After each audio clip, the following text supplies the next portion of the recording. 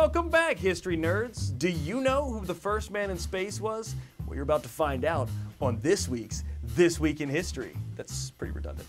The first man in space was... Neil Armstrong. No. It was... Buzz Aldrin. All right, just... Okay. Ryan Gosling. That's not even an astronaut. It's just a great actor with a great face. It's actually Yuri Gagarin.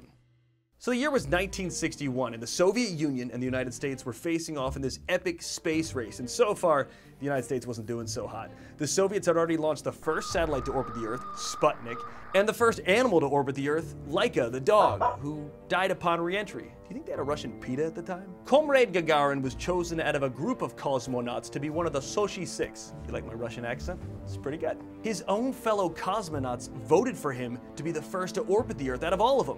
Do you think that makes him popular or super unpopular? On April 12th in 1961, rocket Vostok 1 was headed into space with Gagarin behind the wheel. They don't have a wheel.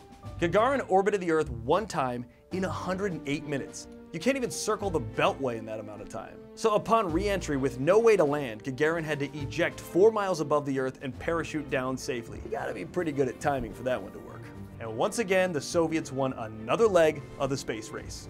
Now here's the thing, the United States may have lost the battle, but Gagarin's flight lit a fire under the United States. JFK would make this famous declaration about getting a man on the moon by the end of the decade, and NASA would ramp up its funding, they added more testing, and they started getting the program off the ground. That's a good pun. And by 1969, Neil Armstrong would become the first man to walk on the moon. Do you mean Ryan Gosling? No. And with him he carried a memorial, a plaque to all the people who died in the space race, including Yuri Gagarin. Ironically, the Soviet Union wanted to preserve Gagarin as a hero, so they refused to let him go fly any more space missions. He ended up dying as a test pilot a couple years before the Americans landed on the moon. It wouldn't be the last time that the United States and Russia would collaborate on a common goal. What do you mean?